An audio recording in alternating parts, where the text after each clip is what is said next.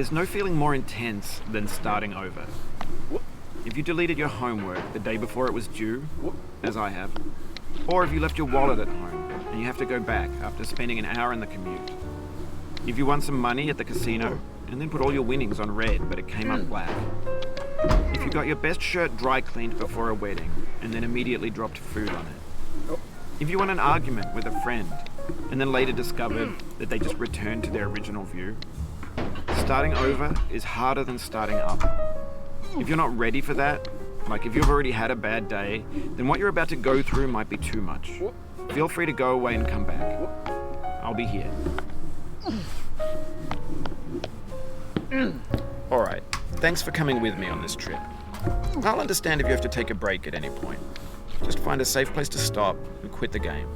And don't worry, I'll save your progress, always, even your mistakes.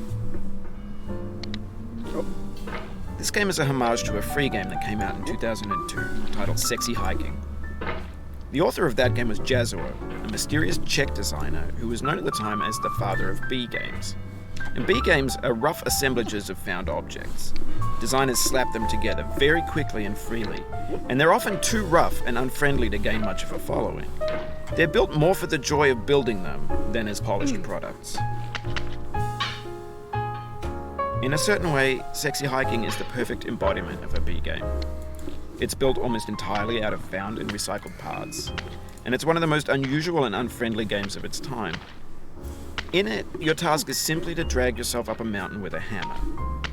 And that act of climbing, in the digital world or in real life, has certain essential properties that give the game its flavor.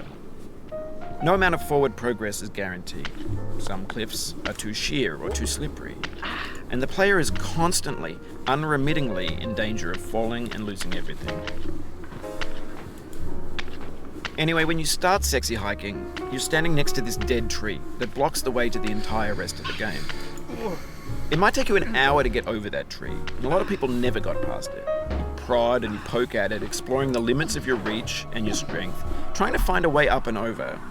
And there's a sense of truth in that lack of compromise.